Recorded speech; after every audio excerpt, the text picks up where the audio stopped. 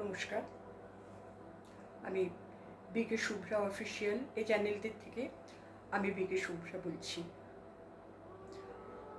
আমাদের আজকের প্রসঙ্গ হ্যাপিনেস। এটি একটি ভ্যালু আমাদের। হ্যাপিনেস অর্থাৎ সুখ। সুখ বলতে আমরা কি বুঝি? সুখ হলো আমাদের সন্তুষ্টি, পরিতৃপ্তি, মনের শান্তি, সুন্দর স্বাস্থ্য সম্বন্ধে অনুভব করার, সুস্বাস্থ্য সম্বন্ধে অনুভব করার একটা প্রকাশ, যার মাধ্যমে আমরা জীবনী শক্তির উচ্ছ্বাস বলে থাকি এই সুখকে। ব্যাপক অর্থে সুখ হলো সন্তুষ্টি, পরিতৃপ্তি, প্রেরণা, এই সমস্ত সমষ্টি হলো সুখ। সুখ কিন্তু আমরা বাইরের থেকে পাই না। আমরা বাইরের থেকে যেটা পাই সেটা হচ্ছে আনন্দ, বা সেটা হচ্ছে আরাম।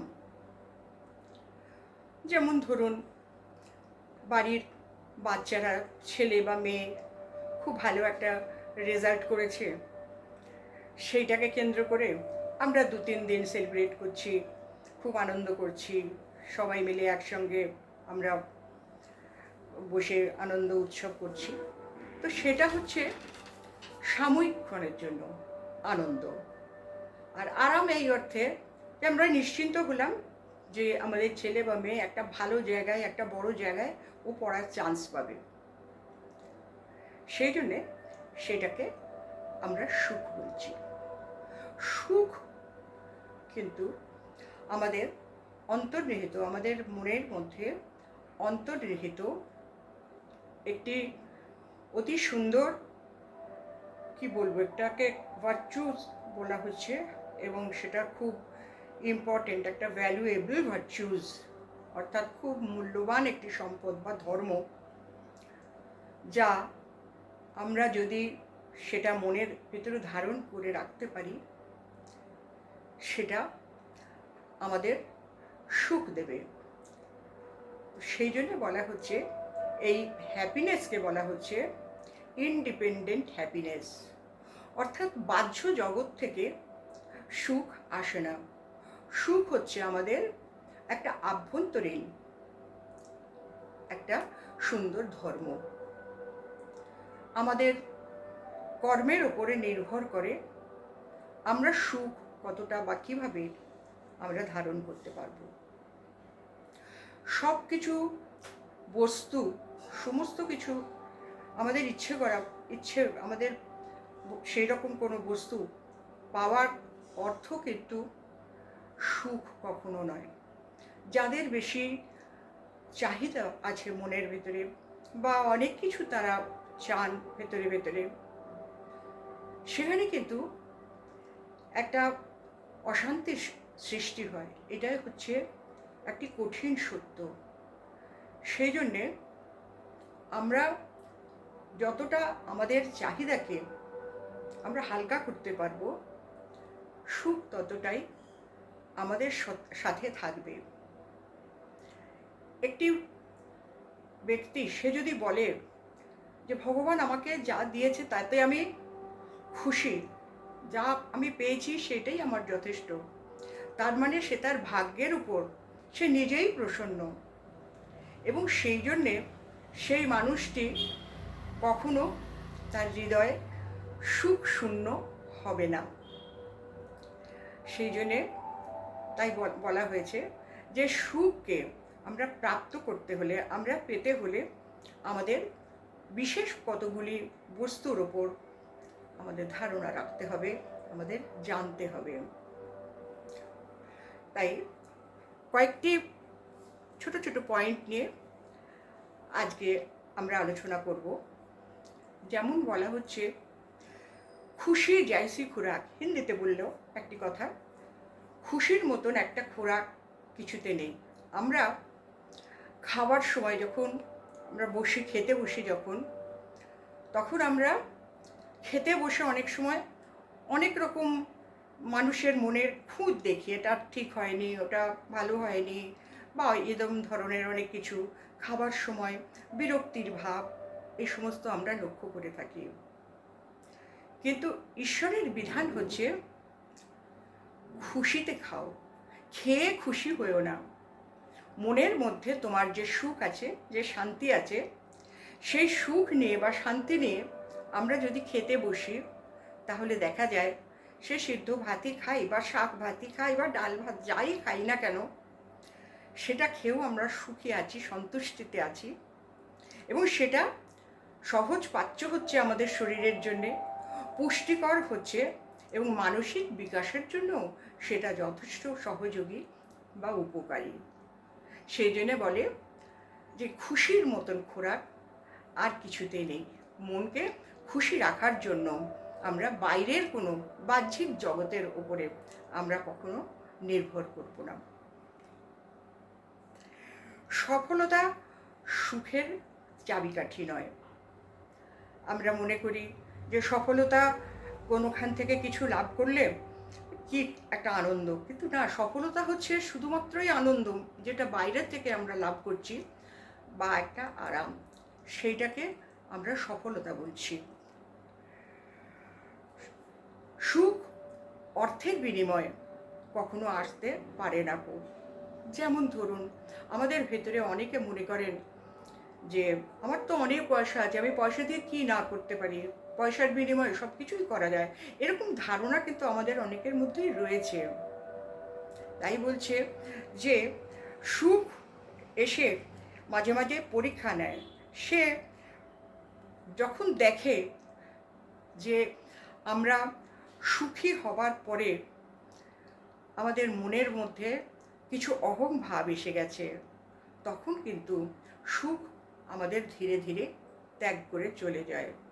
কারণ পরিস্থিতি এমনই একটা বস্তু যে যখন তখন আসতে পারে আমাদের পরিপক্ক হওয়ার জন্য। জ্ঞানেতে বলুন, চলার জগতে বলুন, জীবনে যেন পরিপক্ক আমরা হতে পারি। সেই জন্যে বলা হচ্ছে যে সুখ অর্থের বিনিময় কখনো পাওয়া যায় না। চাহিদা যার যত বেশি, তার থেকে সুখ তত বেশি দূরত্বে চলে। চাহিদা যার যত কম, সে ততটাই মনেতে সুখ ধারণ করে রাখতে পারে। পয়সা দিয়ে সুখ কেনা যায় না। পয়সা দিয়ে মানুষ ভাবে কিনতে পারে, কিন্তু না। ধরুন একটা ভালো সুন্দর একটা পালঙ্ক, তার উপরে খুব দামি সুন্দর একটা বিছানা ঘরেতে আনলাম, কিন্তু ঘুমোবার সময় দেখছি রাতের চোখের দুটো পাতা একসঙ্গে হচ্ছে না, কারণ ভেতরে সুখ নেই, কোনো অশান্তি আমার মনকে ঘিরে রেখেছে। তখন কি হবে সেই পয়সার, সেই সুন্দরটা পালঙ্কোষ? হ্যাঁ, কৃত্রিম উপায়ে আজকাল অনেক মানুষকে ওষুধ খেয়ে ঘুমোতে হয়, কিন্তু যে সুখী মানুষ সাধারণত দেখা যায় গরিব বাড়িটারিতে দেখা যায় যারা অতিরিক্ত পরিশ্রম করে, তারা সন্ধেবেলায় এসে আগে পেট ভরে খেয়ে শুয়ে পড়ে, গভীর ঘুমে তারা চলে যায়।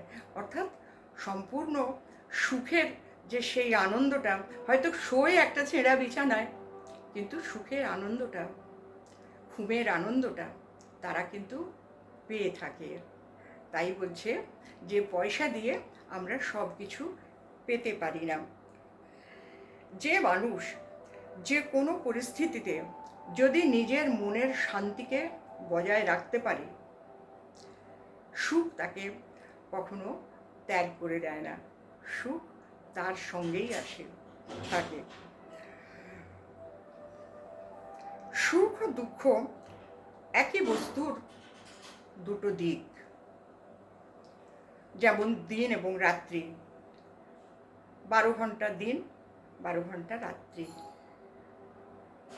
তো সেই 12 ঘন্টা দিন, 12 ঘন্টা রাত্রি একই বস্তুর দুটি দিক। সেই বস্তুটি কি? সময়। তো তাই বলা হচ্ছে চক্রবৎ পরিবর্তন্তে দুঃখানিচ সুখানিচ। তার মানে যেমন 6টি ঋতু পরপর পরপর ঘুরে ঘুরে আসে, আমাদের সুখ এবং দুঃখ আমাদের প্রতিটি মানুষের জীবনে সেইভাবে ঘুরে ঘুরে আসে। কিন্তু সেই রকম পরিস্থিতিতে যদি আমরা আমাদের নিজেদের সেই শক্তিকে, আমরা শক্তি বলতে শান্তি, সেই শান্তিকে আমরা ধরে রাখতে পারি, তাহলে সুখ অবশ্যই আমাদের সঙ্গে থাকবে। আর পরিস্থিতি আসে যখন মাঝে মাঝে আমাদের পরীক্ষা করতে, অহং ভাব যেন না আসে, সেই জন্যে আসে। তাই শ্রী ভগবান গীতাতে তিনি বলেছেন যে তুল্য নিন্দা স্তুতির মৌনী সন্তুষ্ট যেন কেনচিৎ অনিকেত স্থিরমতি ভক্তিমান মে প্রিয়নরা। তারপরে আরও বলেছেন শীতোষ্ণ সুখ দুঃখে সুষম সঙ্গ বিবর্জিত। ভগবান বলছেন সমস্ত কিছু পরিস্থিতির ভেতরে তুমি নিজেকে ঠিক রাখতে হলে তুমি কি করবে? খুব হয়তো কেউ এসে আমাদের সামনে আমাদের নিন্দে করছে, তাতে মনকে ভারাক্রান্তও করবে না, কিংবা হয়তো খুব স্তুতি করছে, খুব প্রশংসা করছে, তাতেতে আনন্দে আটখানাও হবে না। তোমার স্থিতিকে তুমি ঠিক রাখবে, তোমার মনে রাখতে হবে যে তুমি যেমন আছো তুমি সেই স্থিতিতেই তুমি আছো। শীতোষ্ণ সুখে দুঃখে মানে শীত এবং গ্রীষ্ম পরপর পরপর আসে, কিন্তু সেটা নিয়ে আমরা কেউ চিন্তা করি না, আমরা আশাও করি না যে গ্রীষ্মকালে বর্ষা হোক বা শীতের মতন আমরা ঠান্ডায় কষ্ট পাই, কিংবা বর্ষার সময় খুব গরম হোক, আমরা তো সেটা আশা করি না। কারণ ঋতুর কি হয়, ঋতুর পরিবর্তন হয়, কিন্তু ঋতুর ধর্ম যেটা সেটা পরিবর্তন হয় না। তাই সেইভাবে আমরা সব কিছুর ভেতরে থেকে, যত কঠিন পরিস্থিতির মধ্যে থেকেও আমরা কিন্তু নিজেদের সুখকে আমরা ধরে রাখতে পারি। তারপরে বলছে সুখ পরিস্থিতির ওপর নির্ভরশীল নয়। যেমন ধরুন কোনো একজন ব্যক্তি তিনি খুব ভালো একটা গাড়ি কিনেছেন, খুব আনন্দ পেয়েছেন মনে, নতুন ভালো দামি গাড়ি, তার ভিতরে বিলাস ব্যাসনের সব কিছুতে ভর্তি সেই গাড়ি। তিনি সেই গাড়িতে করে অফিসে যাওয়া আসা করেন।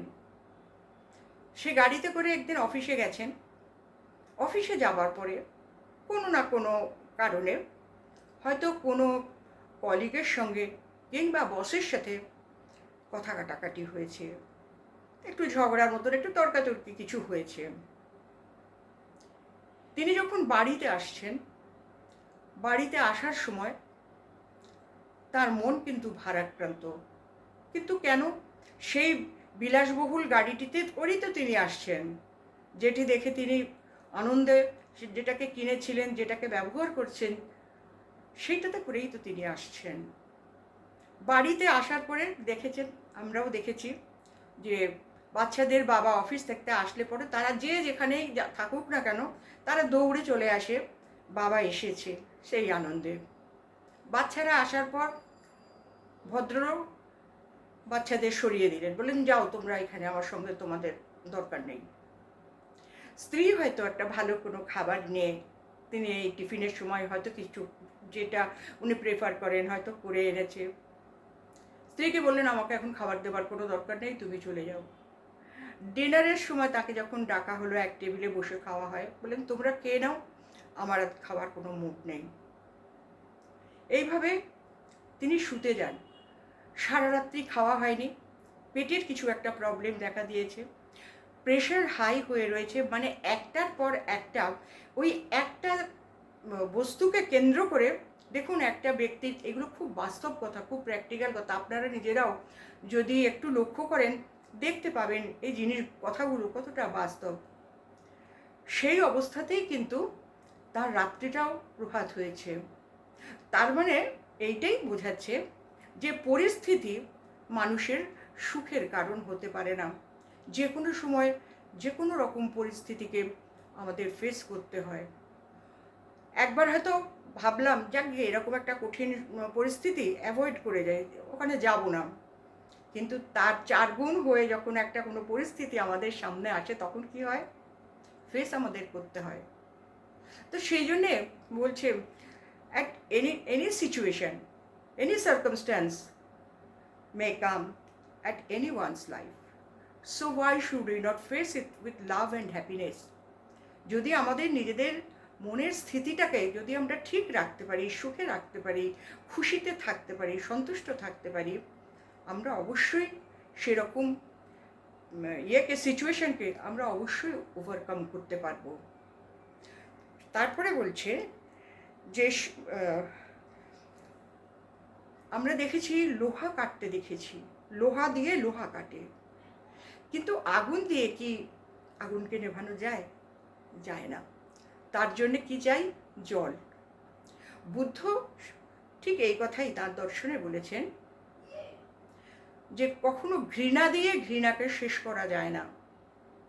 ঘৃণাকে শেষ করতে হলে, সমাপ্ত করতে হলে, তার জন্য চাই আমাদের হৃদয়ে ভরপুর ভালোবাসা, যে ভালোবাসার মাধ্যমে আমাদের এই সুখ, এই ভালোবাসা, স্বচ্ছ ভালোবাসার প্রকম্পন সমস্ত জগতের উপরে পড়তে পারে, যেন আমাদের ভেতর থেকে সেইভাবে যেন কথা আসে যে জগতের সকল প্রাণী সুখী হোক, আনন্দে থাক বা ভালো থাক।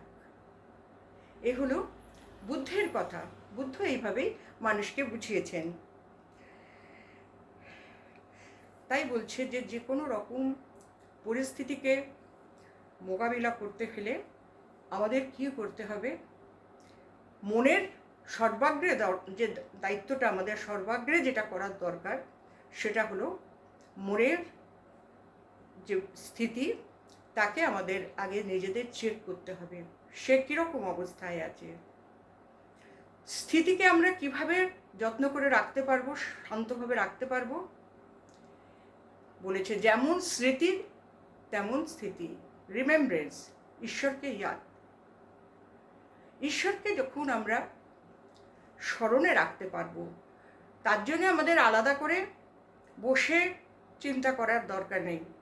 মনের ভেতরেই যখন তার সঙ্গে আমি যুক্ত হয়ে যখন আমরা কাজ করব, যে কোনো কাজ করি, সে গৃহস্থালী কাজ করি, অফিসের কাজ করি, বাচ্চাদের স্কুলে গিয়ে পড়াই, যা কিছু করি না কেন, যদি নিজেদের স্থায়িত্বকে, যে আমার ভেতরে যে স্টেবল যে জিনিসটা, স্থিত হওয়ার যে জিনিসটা, সেটা ঠিক মতন আছে কিনা, সেটা একমাত্র হতে পারে সেই দ্বারা, স্মৃতির দ্বারা। সুতরাং যেমন স্মৃতি তেমন স্থিতি।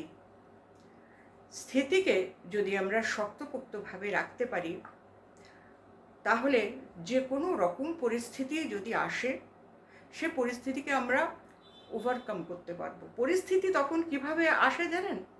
যেন মনে হয় একটা বড় একটা কাগজের বাঁধানো একটা বাঘ, যাকে দেখলে হয়তো বাচ্চারা হাউমাউ করে চিৎকার করবে, কিন্তু আমরা জানি যে কাগজের বানানো এই বাঘ, সে আমাদের কামড়াতে পারবে না। তার কাজ হলো আমাদের ভয় দেখানো বা পরিস্থিতির সঙ্গে মোকাবেলা করার জন্যে সে আমাদের পরীক্ষা নিতে আসে।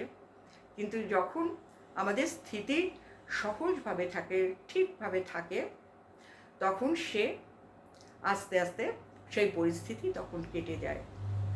এইটা বলার উদ্দেশ্য হলো, স্থিতি হচ্ছে আমার মনের জিনিস, আর পরিস্থিতি হচ্ছে বাইরের জগৎ। বাইরের জগৎ মনের উপরে এসে সে যদি রাজ করতে সুযোগ পায়, সে তখন আরও বেশি জটিল হয়ে উঠবে, সেই পরিস্থিতি তত বেশি জটিল হয়ে উঠবে।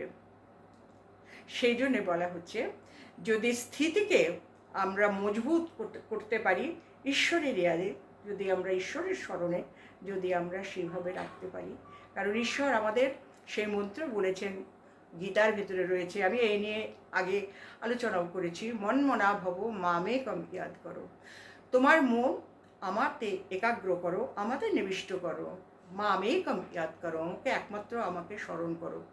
তাহলে কি হয়, যে কোনো রকম পরিস্থিতি যাই হোক না কেন, সংসারে হোক, বাইরের জগতে হোক, যেরকম পরিস্থিতি হোক, ভগবান আমাদের সাথে থাকেন। সে কোথা দিয়ে কিভাবে সেই পরিস্থিতি চলে যায়, সে আমরা টেরও পাই না। সেই জন্যে সবসময় বলা হয়, যদি সুখকে ধরে রাখতে হয়, যদি সুখ আমাদের মনে, যদি আমরা প্রকৃতপক্ষে যদি আমরা চাই, তাহলে সুখকে আমরা অবশ্যই ধরে রাখতে পারবো সেই একাগ্র শক্তির দ্বারা। সেই ভগবানকে এক নিবিষ্ট সেই চিত্তে যদি তাকে আমরা স্মরণ করি, আমরা ধরে রাখতে পারবো।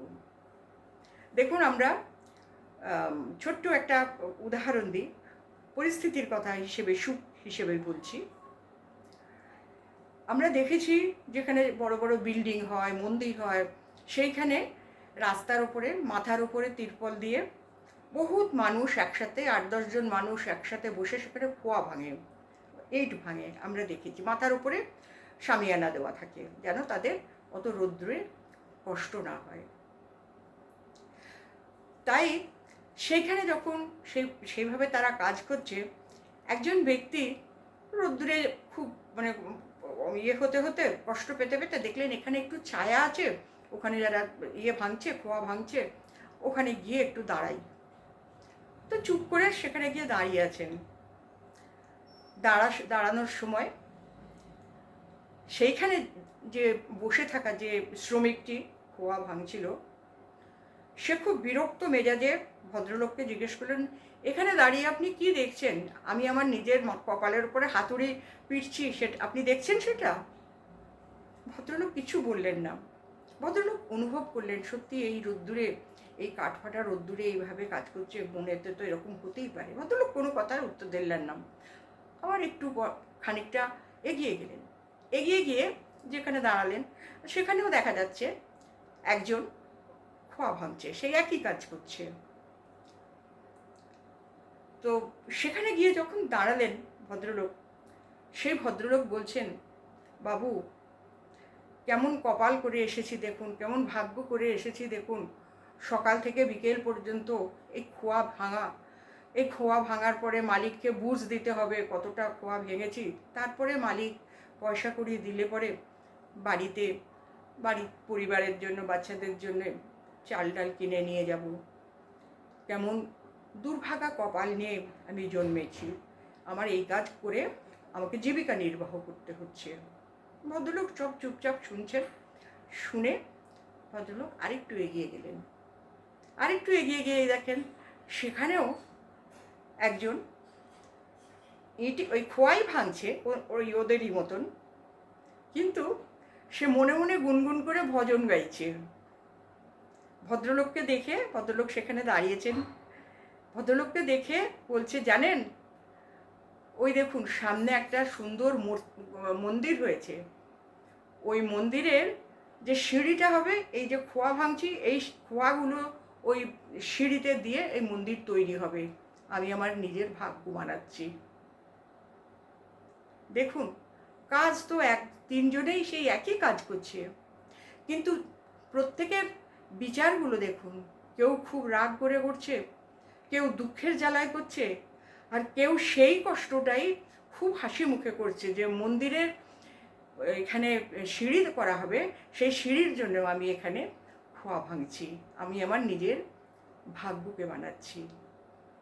এই হলো সমস্ত সুখকে যদি কেউ চায় যে আমি সব কিছু দিয়ে, ওই যে বললাম সুখের সমষ্টি হলো পরিতৃপ্তি, তারপরে মনের শান্তি, প্রেরণা, সমস্ত কাজে প্রেরণা, সমস্ত এই যে গুণগুলি, এইগুলির সমষ্টি হলো সুখ। তাই বলছে যে সুখ আর দুঃখ একই জিনিসের দুটি দিক। মরুভূমিতে একজন মানুষ চলেছে মরুভূমির ওপর দিয়ে। মরুভূমিতে সূর্য ওঠা মানে সেই কাঠফাটা রৌদ্র, আর পায়ের তলায় মরুভূমির বালি, সে ভীষণ উত্তপ্ত, আমরা বিশ্বাস করতে পারবো না এত কষ্ট। সেই রকম জায়গা দিয়ে যাচ্ছে একজন ব্যক্তি, তার ক্ষুধাও পেয়েছে, তার তৃষ্ণাও পেয়েছে। দৈবক্রমে তিনি দেখেন যে একজন ব্যক্তি গ্লাসের আধা গ্লাস দুধ নিয়ে ওনার কাছে এসেছে, বলছে আপনি এটা খান। সে এই দুধটা দেখে ভগবানকে যে কতবার ধন্যবাদ দিচ্ছে যে হে ভগবান, এটা তো আমার কাছে জলও আসতে পারতো, কিন্তু জল না এসে দুধ পেয়েছি, আমার ক্ষুধাও মিটবে, আমার তৃষ্ণাও মিটবে। ভগবান তোমাকে কি করে ধন্যবাদ দেব জানি না। মহা আনন্দে সে সেই দুধটা পান করলো। আবার এটাও হতে পারতো সেই ব্যক্তি দুঃখ পেতে পারতো বা বিরক্ত হতে পারতো, দিয়েছো তো দিয়েছো, আধা গ্লাস দুধ দিয়েছো কেন? অর্থাৎ গ্লাসের যতটা ভর্তি সেটা দেখেনি, সে দেখেছে গ্লাসটার শূন্যতা কতটা, সে সেইটা দেখে দুঃখ প্রকাশ করছে, তার মনে সুখ নেই। তোমার কাছে তো আমি কিছু চাইনি, আমি তো বলিনি তোমাকে যে আমার জন্য তুমি দুধ আনো। আর দুধও তো সেরকম জলেরই মতন, আধা গ্লাস দুধে আর আমার কি হবে, দুঃখও পেতে পারি।